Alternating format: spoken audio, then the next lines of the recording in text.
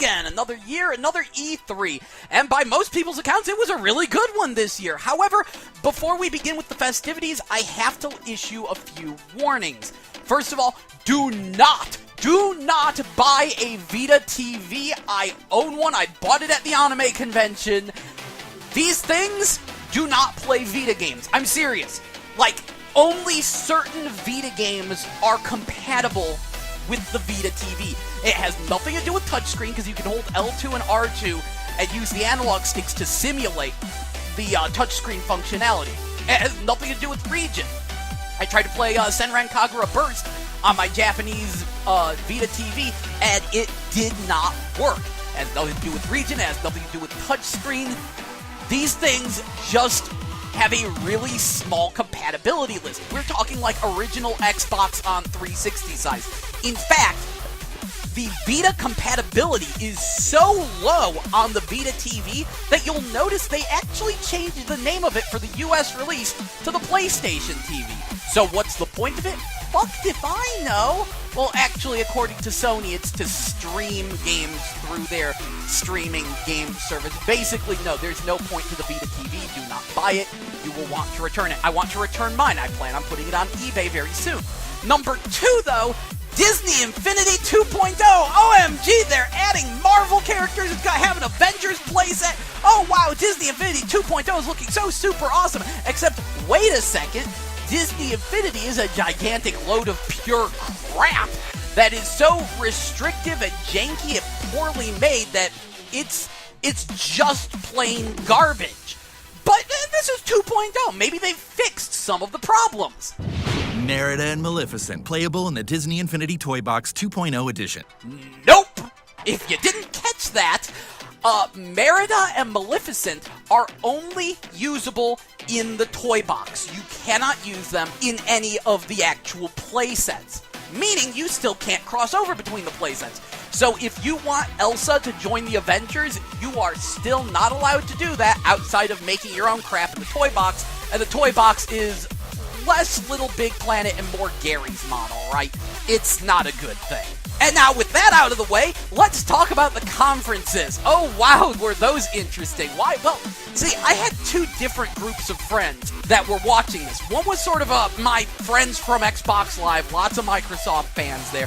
And the other was my fans from the old podcast that no one listened to that we did. And there were a lot of Sony fans there. My Sony fan friends were completely blown away by the Microsoft conference. They really liked what they saw, and they felt the Sony conference was alright, but Microsoft totally sold them on an Xbox One. Meanwhile, my Microsoft fan friends said that Microsoft showed basically nothing, and Sony just completely blew them out of the water, and it just sold them on the PlayStation 4. Amusingly, if you watch the 2 best friends version of them watching the E3 conferences, you'll find that they felt that Sony and Microsoft switched places from last year, so in a weird way, it sort of makes sense. Sony was doing a Microsoft conference, Microsoft was doing a Sony conference, and yeah, they attracted opposite audiences. And then, as one of my friends said, watch the entire internet declare that Nintendo won E3, and then Nintendo's sales continued to suck. Guilty as charged, because egad, Nintendo blew me out of the water. Really, if you want to know what games got me excited this E3, just watch the Nintendo conference. Imagine me screaming, "Why would you make this?" on Captain Toad Treasure Tracker, and that's basically it. Everything Nintendo showed just completely blew me away. It was all stuff that I really want. I plan on buying every single one of those games. And in fact, I would even go so far as to say Nintendo showed the only system seller. I actually came into this looking to find the game that would sell me on the PlayStation 4, and I still don't see it. The closest they came actually was Kingdom Under Fire 2, which I've been waiting an entire console generation on. Now, if you haven't played Kingdom Under Fire, it's basically like a less crap version of Tekken. It's a real-time strategy game, but not like StarCraft. Like, you're actually on the field maneuvering your wads of troops, and you, like, adjust the, how far apart the troops are to determine their defense against arrows and stuff, and your positioning on mountains and where forests are, all affect how the different troops will behave when they run into one another. And then when like two clusters of troops clash, you then take direct control of the commander, and the game turns into Dynasty Warriors, and you manually run into the enemy army and just start wailing on the troops. The first one was on the original Xbox, and it was one of its breakout games. It's actually a Korean-made game. Good time. A little overcomplicated, and I will say that the melee controls, when you're actually like fighting, felt a little stiff and clunky. But having said that, I think it really looks like they've improved. However, Kingdom Under Fire 2 will be available on PC. No Man's Sky also looked incredibly impressive. Procedurally generated, explore the universe, blow shit up, and at the same time explore kind of game. I really love that Sony let the guy who made that just come up on stage and talk about it. As some of my friends were noting, this was a guy's dream come true. Like, he almost looked like he was about to cry. His dream came true. So that was beautiful. Game looks great. Guess what? Also on PC. Also, Starbound is coming to PS4, which I'm already playing the beta on PC. So that's sort of the problem with Sony. Microsoft, the only thing they showed that got me excited was Sunset Overdrive. Completely sold on that. If you're wondering what it's looking like to me, that's Ratchet & Clank minus Ratchet & Clank, which personally I can only consider a good thing. Weirdly, I love those games. I think they have great gameplay. If you haven't played a Ratchet & Clank game yet, you need to. But I really can't stand those characters. But this looks like Ratchet & Clank style gameplay set in like a small open world environment where there's like a ton of missions to do. It's a game that really gets it. It gets fun. If there was one thing I noticed from all the other press conferences, it's that everyone else was all about the feels. The feels. Are you feeling the emotion? Listen to the dramatic music and the slow gameplay footage and the fancy CG. Do you feel the feels, man? And I'm just like, you know what? Fuck your feels. I just want a damn game. And Sunset Overdrive was a damn game, as is everything Nintendo showed. Now, let's talk about Nintendo, who I feel showed the only system seller of the show, Xenoblade Chronicles X, which I do think is actually a really bad name, but we'll get back to that later. Basically, it looks like it's going to play like Xenoblade Chronicles, so sort of a FF12-ish kind of game where it's MMO-inspired, but it's not an MMO. The big thing with Xenoblade Chronicles was actually teamwork with the computer players. Like, you only controlled one character, but if you and your teammates all did certain attacks, it would have different effects on the enemies. So you had to pay attention to what your computer-controlled teammates were doing and figure out the best way to help them out. And they would, like, call out and tell you, like, ways that what they wanted you to do. And it was weirdly about teamwork with AI teammates, which I know sounds kind of lame, but it actually works out really well, as you can tell from the glowing reviews that game got. This looks to have the exact same gameplay, huge open world. Someone was actually saying this really looks like it'll be a bigger open world than Skyrim, which was actually the case with the original Xenoblade, but this is a newer system.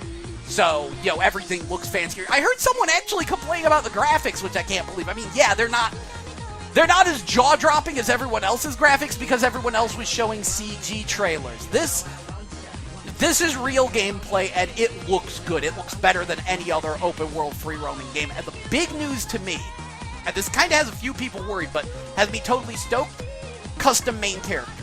You get to make your own main character in Xenoblade Chronicles X, and the character customization. Actually, the character customization looks identical to Phantasy Star Online 2, which I can only take as a good thing. Now, some people are like, wait, does this mean it's more MMO than it is single-player RPG? Does this mean that the story is going to suffer? To them, I'm going to point you to Chrono Trigger. In Chrono Trigger, Chrono was basically supposed to be the silent, self-insert protagonist. He's basically you. So, there isn't a lot of development to him, and yet Chrono Trigger is considered to be one of the best RPGs of all time with one of the most fun storylines ever, and yet it has a silent self-insert protagonist main character. So if you have any faith in this team's writing abilities, then think of this like, on the high end, this will probably wind up basically being a custom chrono. You get to make your own chrono, and then of course this ties in with the online multiplayer, which weirdly I didn't hear anything about, so it has me worried that it might be cut. But early on they were saying there would be online multiplayer, which makes me think this would be like a less shit White Knight Chronicles. White Knight Chronicles sold me on the PS3 and I was so disappointed, but I already know this is better because it's based on Xenoblade Chronicles. Anyway, all these Chronicles. So basically, you make your own custom chrono, you have a full-fledged single-player story mode, tons of cutscenes, tons of content, and then you should be able to take a break, go online, meet up with everyone else's custom chronos, and go monster hunting with them. You fight some bosses, you do these crazy side missions, and then you take that gear back to the single player and to boost up your team's stats and continue your single player quest. More than that, this means that once you beat the single player quest, you're not done. Once you've beaten the single player, there will always be, more multiplayer super bosses to fight with friends. And people, this is a fucking system seller. This is the kind of game you're going to get hundreds of hours out of.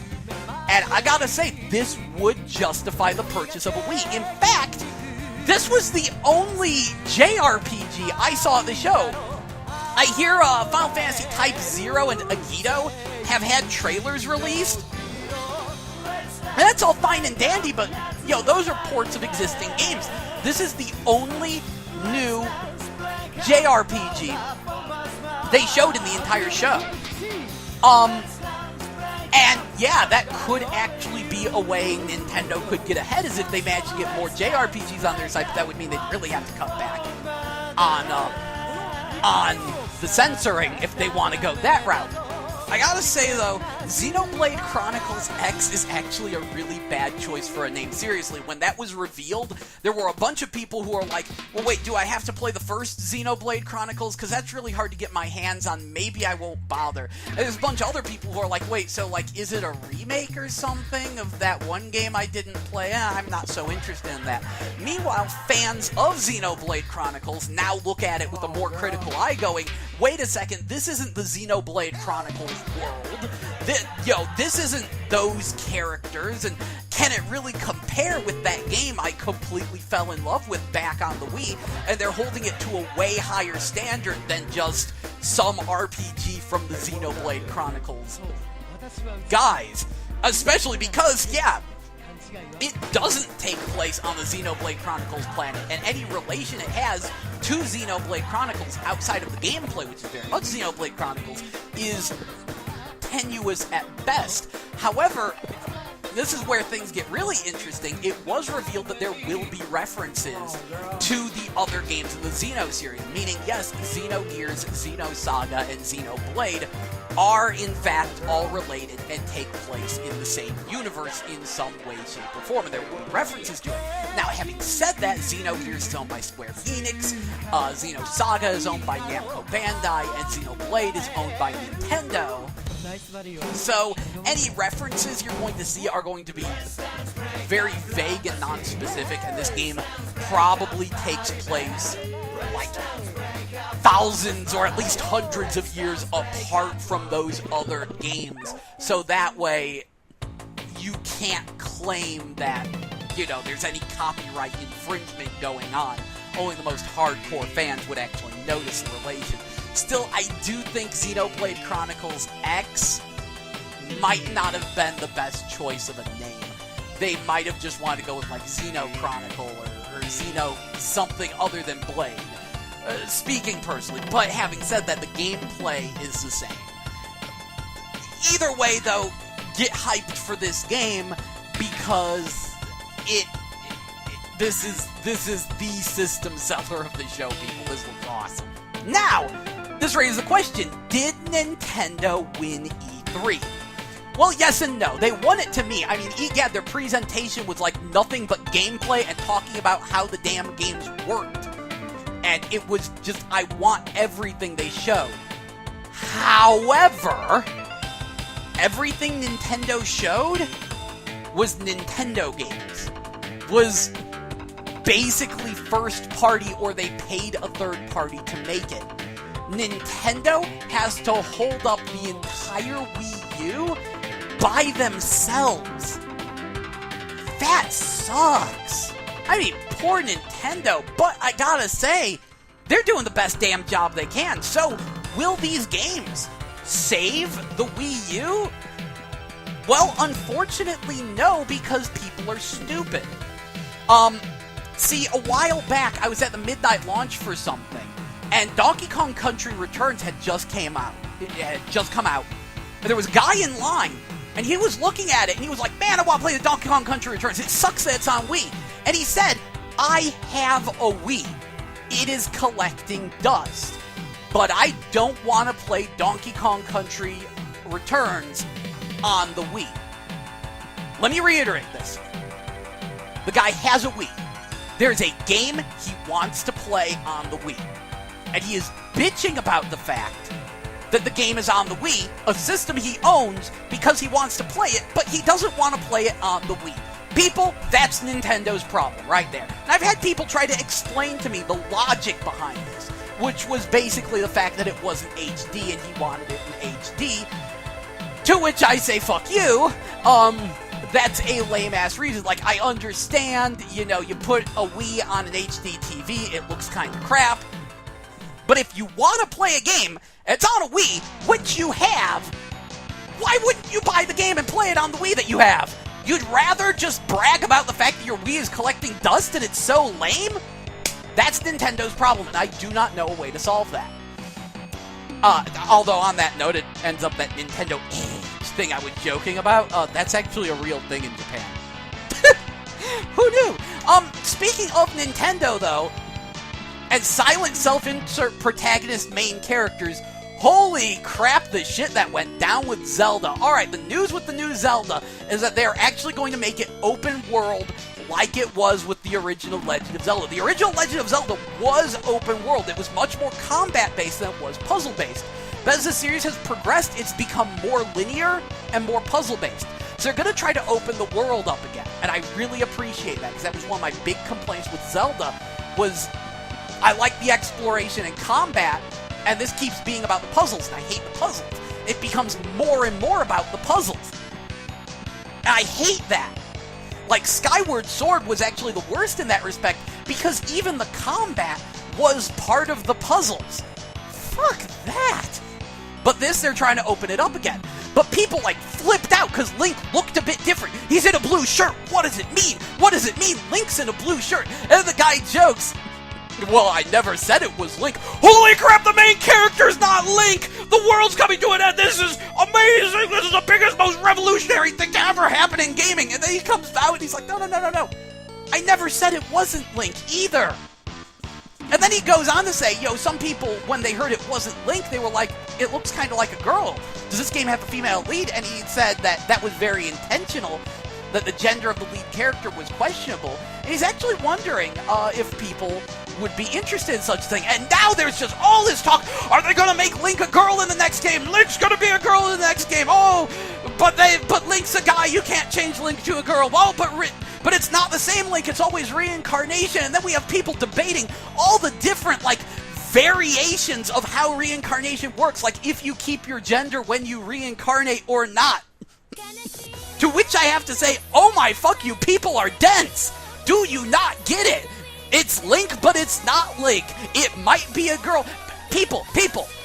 Remember how when you start up any Zelda game, you get to enter the name of the main character? That's what they fucking mean. Link is just a silent self-insert protagonist. He's basically supposed to be you. The whole reincarnation thing? That is them. You're what's being reincarnated. It's the implication that it's a different hero and a different, like, story and place and time every time, but it's the same player. That's the whole idea behind that. As iconic as Link is, he's no more of a character than a Pokemon trainer. As such, what is being implied with the new Zelda is that before you enter your name, the game asks, are you a boy or a girl? So you get to choose the gender of the Link that you want and then enter its name, because it's not Link, because it's a different person every time. That's how Zelda works. Egad, people, this is why Nintendo is against canon. This is why Nintendo is against having a continuous storyline, because this dumb shit happens. Seriously, this is actually the reasoning, because every time they would try to do something new, people would flip out because it's like, because of how it may or may not contradict canon. Personally, I fully support the idea of giving us a gender choice on whatever our Link of the Day is in the new Zelda. Speaking of new Zelda, holy crap, Hyrule Warriors, super pumped about that. Because, real talk, I love the Dynasty Warriors series. It's one of my favorite game series. It keeps me sane, really. And I'm very amused because there's a bunch of people who really don't play Dynasty Warriors, but they hear it's crap. And they're all like, oh no, it's gonna suck because it's Dynasty Warriors, but it's Zelda. And, like, I'm hearing so many people who have never played a Dynasty Warriors before. And people, the reason why Dynasty Warriors quote-unquote sucks has nothing to do with the gameplay. The games are great. It's just the fact that they're repetitive. Every Dynasty Warriors is kind of the same game, but building on the previous one and growing from that. So, yeah, honestly, I think everyone needs to play at least one Dynasty Warriors. They're a great game. It's just the question of, do you continue with the series? You know, you gotta feel out what kind of Dynasty Warriors you're actually gonna want. Like, I never buy the Extreme Legends. I rarely buy the Empires. And I'm wary about Samurai Warriors. But generally speaking, every time there's a new Dynasty Warriors sub-series or a new numbered entry, I pick it up, because then there will be enough of a difference and enough new between each entry that it will make my purchase worthwhile. As such, Hyrule Warriors is looking to be a worthwhile purchase, because it's Dynasty Warriors but Zelda. That's utterly nuts, and I think it'll be a great way for people to get into the series and realize, holy crap, this isn't garbage at all. Maybe I should try some of these other Dynasty Warriors games, to which I say, fuck yeah, you should. But mostly I'm happy that some of my favorite features of Dynasty Warriors are indeed returning. One of them is multiple characters. The core Dynasty Warriors series has like 80 plus playable characters now. Not even kidding. So yeah, if it was just, you know, different colored Links or Link and Impa, I would be very disappointed. The fact that Zelda and Midna are playable in this has me very, very happy. And number 2, local co-op. Every entry in the series has local co-op, with the exception of Strike Force, because that was originally a PSP game and it was ported because that was online co-op only. But every other game in the series has local split-screen co-op. This time it's going to be one person on screen, one person on the gamepad, not actually split-screen, which I'm totally cool with. The point is, it still has local co-op, which is good, because there are people who purchase these games purely to play them couch co-op. Back during the PS2 generation, these were some of the only couch co-op games that were on the market. It is a huge selling point. I'm glad to see it's coming back. What I do wonder about is if Ganondorf will be playable. Generally speaking, in the Dynasty Warriors games, you usually get to play a war from multiple sides. So it wouldn't be too much of a stretch to say that maybe after you beat the game, it would let you play as the villains. And that could be really neat. I really want to know what all the other characters are. There were hints that there's like a ton more characters. They just don't want to reveal them all. They want it to be a surprise, because it really is hard to guess who else would be a character. But they have the big hype ones. Link, Zelda, Midna, and then Impa is also in there. Those are the big super hype ones. And, you know, who else winds up being playable? It will be a fun mystery. Speaking of which, fuck yes, Palutena. The Mii fighters look enjoyable, and I'm so glad to see Pac-Man in there in his original character design, just reppin' Namco. And I'm glad to see Mr. Game & Watch is back. I figured he'd be back.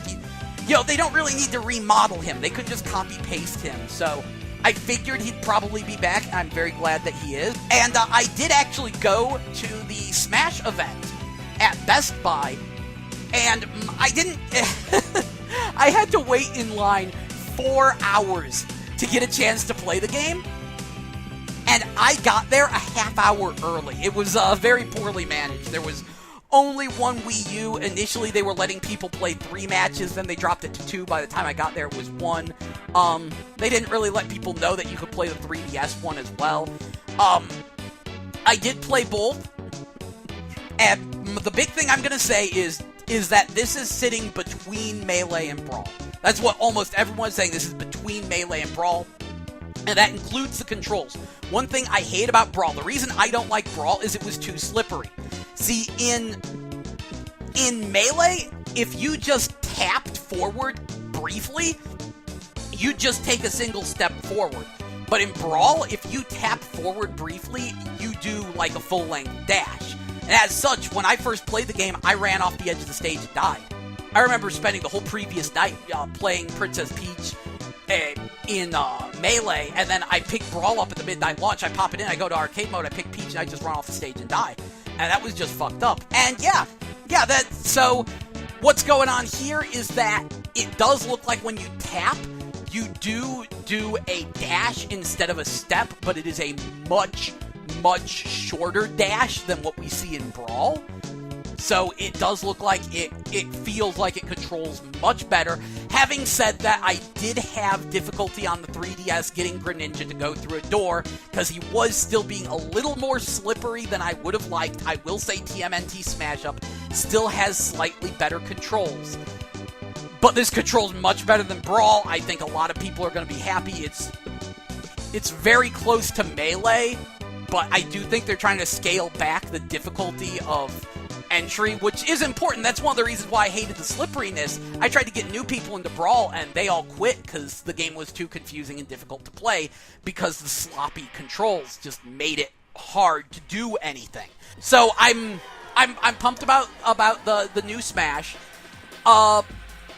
And I guess I should address Nintendo's Skylanders, which they actually did do a Skylandry thing earlier with Pokemon Rumble U, which Nintendo needs to crank up production on the figures. Like, they can't keep these things in stock. They've been sold out for months at all the GameStops, and people want more. Apparently, they're on Series 2 already of these figures. But, yeah, in Pokemon Rumble U, the figures were super cheap, and they worked very well. Because you didn't need the figures to play, and that's, it was just, if you have the figure, you auto-get that Pokemon, and you can customize it and level it up, unlike the ones you actually get in Pokemon Rumble U. And what they're doing with the new Amiibo figures, which is a silly name, but whatever, we expect silly names on Nintendo at this point. What they're doing with their Amiibo figures is basically their Drivatars. Nintendo's Skylanders are Drivatars for Smash Bros. If that made sense to you, then I'm sorry. But yes, that's what we're working with. It's a custom ghost AI that's going to learn from you, learn specifically how to fight you. That's what they're going with. I fully support it because Nintendo doesn't really do high-quality figures of their characters very often. There's a bunch of people who would totally be in the market for that, myself included. So I'm happy to see that that's going to be a thing they're going to do, even though I don't think it's the best implementation of Skylanders style technology. It's still better than Disney Infinity. Trust me, Disney Infinity just is that bad. There is no point to these fucking figures. Ugh! It's abysmal. We'll talk about it later, but oh, yeah. So yeah, there was that, and of course Nintendo debuted their new IP, Splatoon, which I think a lot of people are kind of wary about. I'm super pumped. Friggin' squid people playing paintball. That looks amazing to me. Because of the way you can hide in the paint and then leap out of it and shit. And for the record, you can take out your enemies. They explode into a giant splat of paint in your color. So it is, it's not, 100% pacifistic. You are trying to take out the enemy team. It's just that, you're trying to paint the whole stage as well, which there might be a KO mode. Remember, there may be multiple modes, so there could be one that's all painting and one that's all blowing up your opponents. Very plausible, very hyped about that. Everything else I saw from Nintendo looked great. What was great, not from Nintendo, other than Sunset Overdrive and Kingdom Under Fire 2? Well, first of all, Shantae and Pirate's Curse will be coming to Wii U. For the record, it will not be in HD. That would take a lot of work. It is literally a 3DS game they are also putting on Wii U. That means I'm going to double dip. I'm picking that game up twice. I didn't do that for Mighty Switch Force 2, which was the other one they did this with. But for Shantae, totally in. I'm very disappointed to see that this is the end of the series. Like, the new one, Half Genie Hero, is actually a prequel, and this would be why. So this is the end of the Shantae series. And that makes me a little sad, because I really like these games, I like these characters, but I also understand, because I have never seen a series have this much trouble getting released. The first game was supposed to be on Super Nintendo, the second game was supposed to be on GBA, then it was supposed to be a 4-episode episodic thing, and then that got shot down, so it was condensed into a single episode. And then this one is taking a weirdly long amount of time to get released, and then to get, like, a full fancy HD one, they had to do a friggin' Kickstarter, which went over pretty darn well.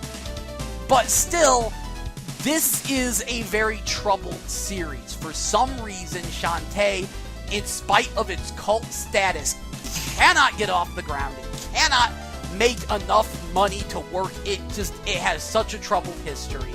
It's such a damn shame. So I understand them actually ending the series and moving on. We get a new Extreme Sports game, I need more Guppy. And then there's the Sonic Boom game on Wii U, which the comment section on those videos is nothing but people going, oh, look out, here come the whiny Sonic fans. Oh, those whiny Sonic fans are so awful, they don't like anything new, they're so terrible. And my article, Sonic at the Worst Fandom Ever, actually got 151 hits in a single day when the footage of Sonic Boom on Wii U in action leaked. However, I gotta be honest, no, you're not a whiny Sonic fan if you complain about this. You have every reason to complain, because people, this actually doesn't look like anything new. In fact, this looks like the damn Werehog. This is all Night Stage Sonic Unleashed, isn't it? The laser lasso? That's the stretchy arm! Look at it! Except it's missing one thing. Take a listen to this footage. Tell me if you can figure out what's wrong. Her punch!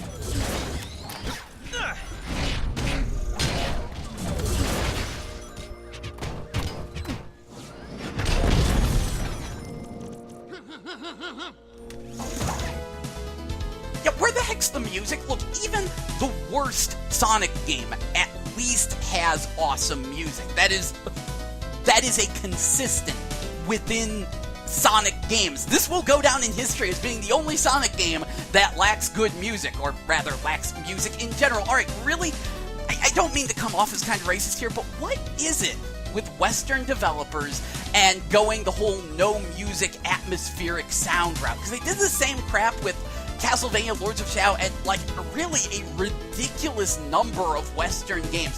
What, do we only have, like, 2 composers? Does either Jake Kaufman do your music, or you license it out to Shinen? I mean, please, if that's the case, then license your music out to Shinen, because at least they can do some music. This is ridiculous. I'm sorry, that's a fight scene. There should be music there. Now, we could argue about whether having no music or having the exact same song play during every single fight scene over and over again is better or worse. I'm really not too sure myself. They both annoy me, honestly. But this really is a sore point with me. And yes, I did say Western developer. Funny story, Sega is actually not making this game. It's coming from a company called Big Red Button, which is made of just a bunch of ex-Naughty Dog people, including Bob Raffay, who is apparently like the head of the company. Bob Raffay being one of the head artists of Naughty Dog. He did a bunch of work all the way up to the original Uncharted, and I think he's a fantastic artist. I love his work. But I don't love his games. This is the same company that made Daxter, which really wasn't very good. I played it, I don't remember much about it other than absolutely hating it and feeling that it made a mockery of the Jak and Daxter series. Now, look, people, this Sonic Boom on Wii U does not look very good. No, it's not a complete build, but the game comes out very soon, and it looks really slow. There's way too much laser lasso usage. Every single boss appears to be pick up enemies and throw it at them, and like nothing else. And the combat, I don't think is going to be very good. At best, it will feel like Crash of the Titans, which was a surprisingly good game. I really did like Crash of the Titans, but it really wasn't a Sonic game. And at worst, it would be the Werehog, but worse. This really looks like the Werehog stages. I'm sorry. This does not look particularly good to me. Now, on the flip side, there's the 3DS version of Sonic Boom. Okay, this game actually looks alright. Yeah, it's a little slow for a Sonic game, but it looks like a Sonic game. It looks like a perfectly alright Sonic game. Why, look, the Wii U one, I'm going to rent it and give it a chance, but there's no way I'm just going to buy that game. The 3DS one, on the other hand, this one, I'm picking this one up at once. This actually looks alright. And it comes from Sanzaru. Now, Sanzaru is actually the company that made Sly Cooper Thieves in Time, which was the first Sly Cooper game not made by Sucker Punch because they were busy doing Infamous and stuff. And I played that, and honestly, it was actually a decent Sly Cooper game. Now, mind you, it wasn't the greatest in the series. It kind of just felt like Sly 3, but not quite as good. But you know what? I'd take it. It didn't piss me off. I'm sure Sly Cooper fans were perfectly okay with it. It felt like an okay Sly Cooper game. And honestly, that's kind of what I'm seeing out of the 3DS Sonic Boom. This looks like an okay Sonic game. Probably won't be anyone's favorite, but it certainly doesn't look bad. And what's with the huge difference? Well, this is a thing I see a lot when Japanese companies tell Western developers to make a rendition of their game. Like, they actually said in interviews that Sega went to Big Red Button and said, go crazy. Just make whatever you want, do whatever you want with the character, just make it sell, make it appeal to Westerners, do whatever. And that's the same damn thing Konami did with Castlevania Lords of Shadow, and a lot of Japanese companies do with Western developers. They say, go hog wild, just make the game marketable to a Western audience, and I think the developers just get overcome with power, and they just go, okay, we're going to completely change everything. We're going to reboot the entire series. We're going to drastically redesign all the characters, completely change the gameplay to be something utterly different. And if anyone complains, well, we could just say, well, we got the authority to do whatever we want with the series, so we did whatever we want with it. And then fans get pissed off, understandably so, because it's part of a long-running series that they really like for a particular reason, and it's not hitting that sweet spot. Meanwhile, I think Sanzaru, in both the case of Sly Thieves in Time and the Sonic Boom game on 3DS, I think they just got a memo saying, don't fuck it up.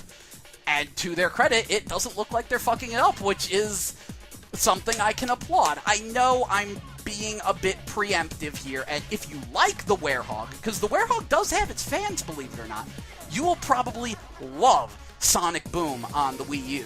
Because, it could very well be like a way better version of the Werehog.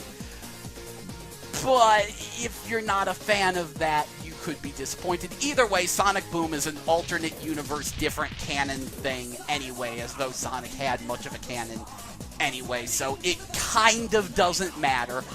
I think the only reason I'm even remotely pissed off is because of the shit IGN pulled when they were doing their How to Save Sonic thing. They actually insisted that Sonic and the Dark Brotherhood was an example of how to do Sonic right. Yeah, a sloppy, slow-paced mishmash RPG piece of crap is totally the right way to do Sonic. No, I'm going to tell you what went down with that IGN article. IGN just hates Sega and has a massive hard-on for BioWare. Even the most hardcore Sonic fans I know don't like Sonic and the Dark Brotherhood. We're talking people who can tolerate Sonic 06. In fact, the only person I know who likes Sonic and the Dark Brotherhood hates Sonic fans, thinks it's all a bunch of kiddie bullshit, and loves BioWare. And that would basically sum up why he liked the game. Oh, and one more thing about Sonic Boom on 3DS. Take a listen.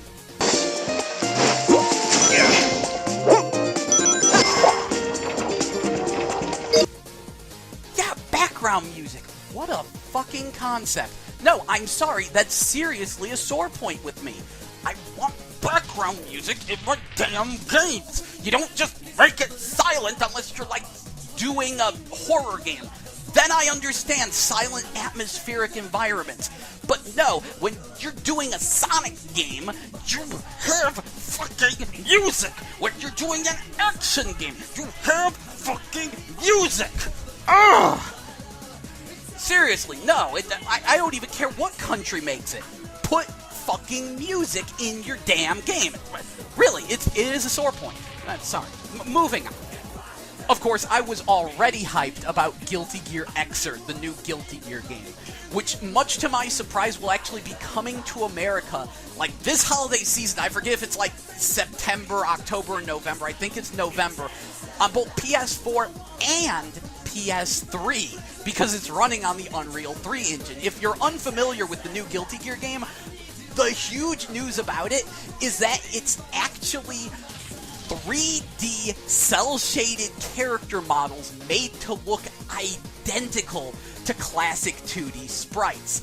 Why would they do this? Why wouldn't they use, traditional sprite work? Yeah, I actually have some friends that really like old school sprite work and are kind of pissed about the fact that they would opt to do this. Why wouldn't they choose to use the old-fashioned traditional sprite work? Well, you see, I'm not sure if you've played the new BlazBlue Chrono Phantasma, but it really doesn't look that good. See, those sprites are actually rendered at 720p, so they look kinda jaggy. As is, those sprites are kinda huge and full of a lot of little details that are really easy to screw up. When I see these sprites animating, I can see little parts where the frames don't match up, and there's little fluctuations in the sprites that make them look weird and honestly kind of ugly. Doing sprites at a full 1080p would be incredibly expensive, and 4K would be completely out of the question if they went that route.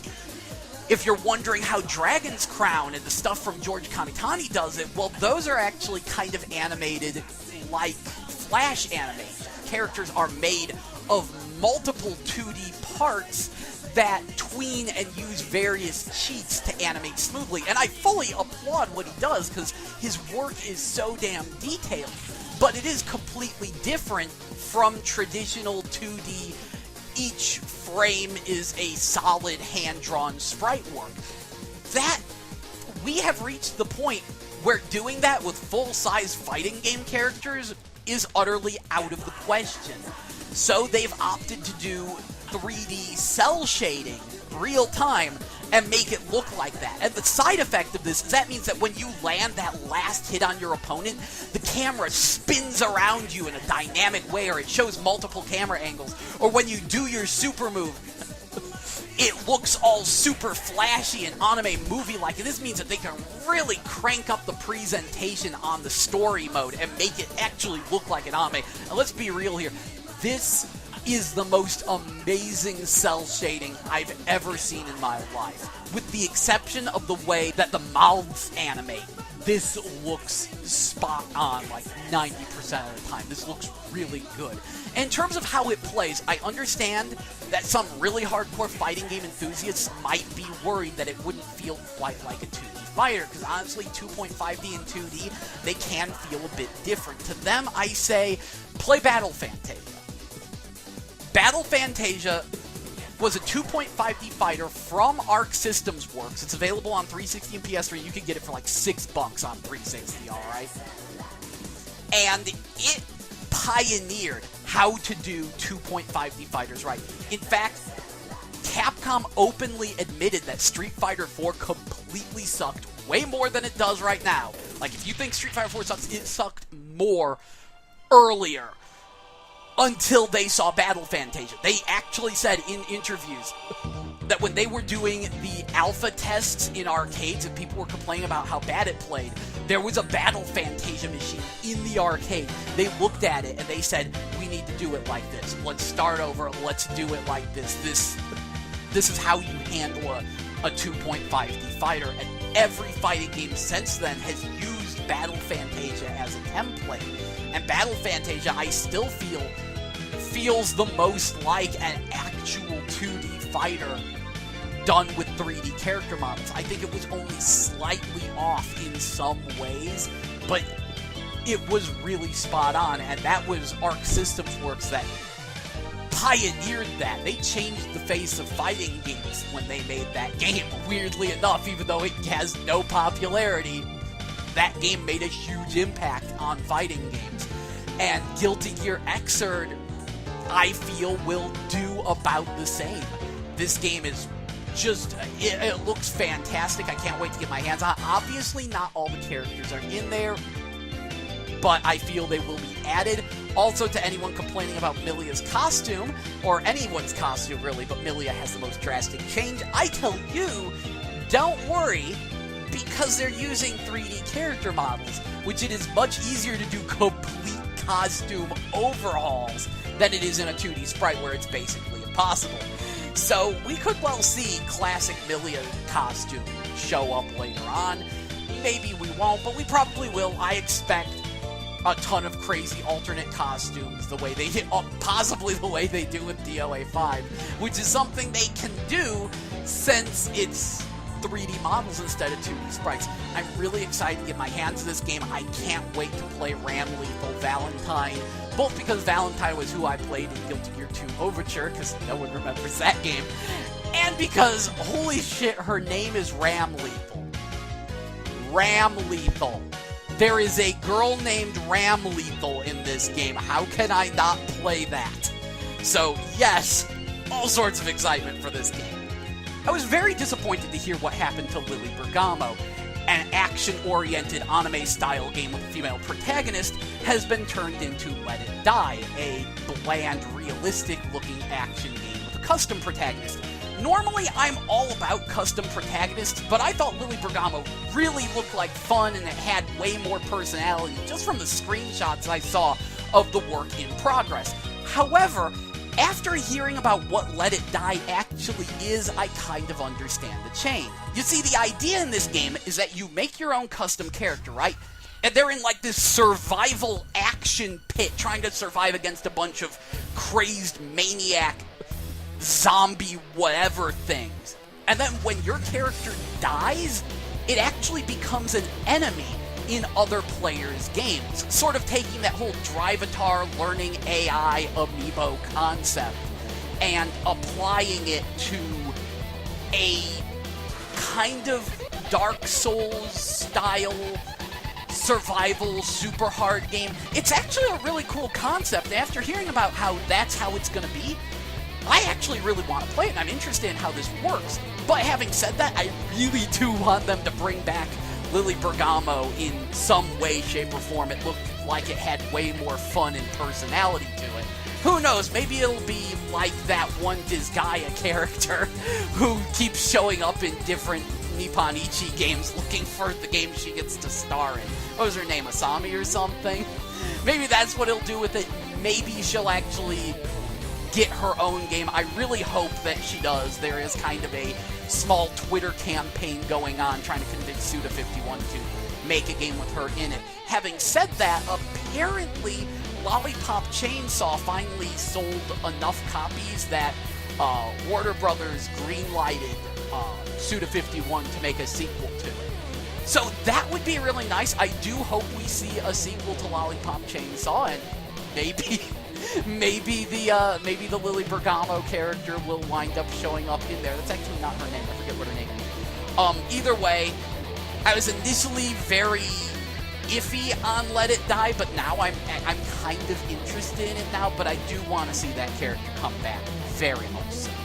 Well, folks, I think that about wraps up my E3 coverage, but before I go, I would like to comment on one thing. You see, prior to the show, quite a few game journalists, and even some gamers, were talking about how stupid and pointless E3 is in this information age. In fact, in many ways, it's almost shameful.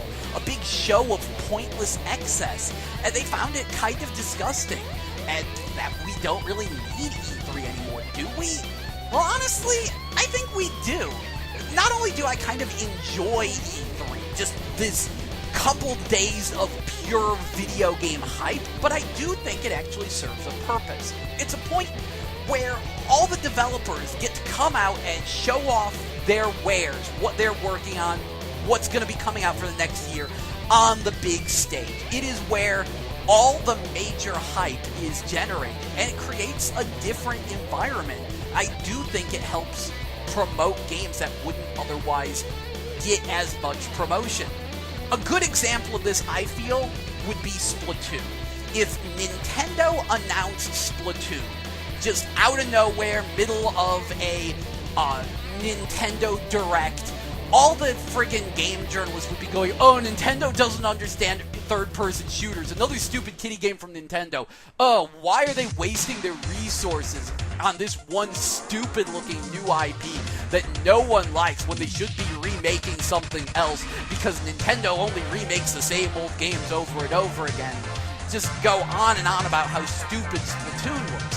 However, in the environment of E3, Splatoon looks completely different. Here you have all these companies showing off all their games. There's very few new IPs, but there are new IPs out there, and most of what's being shown is pre-rendered trailers. So Nintendo comes out, shows off actual gameplay footage of Splatoon, which is an actual new IP, and more than that, Splatoon is shown off in the middle of this huge barrage of everything Nintendo is working on at the moment. You've got Hyrule Warriors, you've got the new Zelda, you've got Clay Kirby and Yarn Yoshi and Xenoblade Chronicles X. You have all these awesome new games coming out, all these re-emergences of classic franchises. You can see Shigeru Miyamoto playing a blurry Star Fox in the background. He's showing off all these crazy demos. In the middle of all this, they show off their new IP, Splatoon.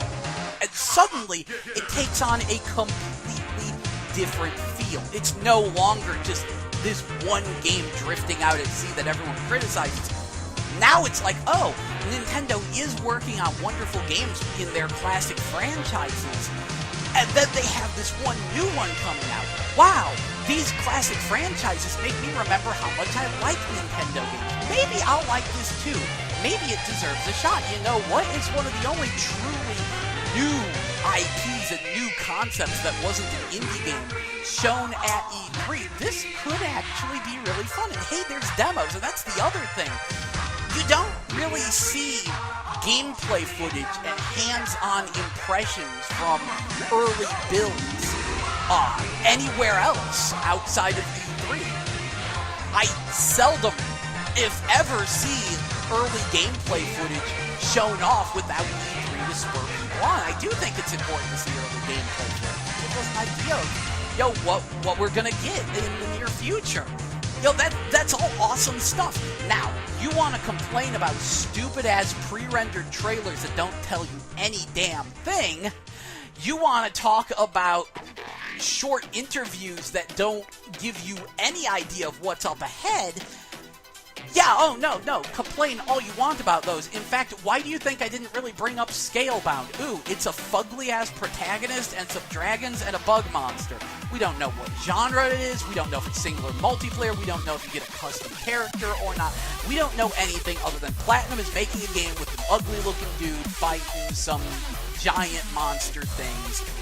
We don't know anything about this game. So I'm not hyped about it beyond, oh, hey, it's a new Platinum game. Woo-hoo. That's crap. But when you see the actual gameplay footage, that is a whole other story. In fact, one person was actually wondering if what Nintendo did with their Nintendo Treehouse Direct could be the future of E3s, which, I can kind of see that. You see, what Nintendo did was they just went up on their own little mini stage and had a bunch of their, playtesters and stuff talk directly with developers and spend a half hour to an hour playing each game, talking about each game, talking about the specific mechanics of each game, and it was way more interesting and informative. Perhaps the future of E3 would involve all the companies digitally broadcasting their show of what they have in store in these individual games. That could be the future of E3. Lord knows Nintendo stole a lot of hype this E3, even if people will continue to not buy Wii U's and their sales will continue to suffer. They certainly piqued people's interest and may well have sold a good number of people on Wii U's this E3. So maybe that will be the future. Either way, though, I do support E3. I mean, fuck's sake, it's a trade show, people. People are showing off what they're working on, what the future has in store, and I don't see how you can get mad about that. Get mad about the stupid crap, but in general, no, I like E3, and I look forward to next year's. Until then, I have a whole lot of Wii U games to look forward to. And Sunset Overdrive. Anyway, this is Gel, and you've been GameBabble. See ya.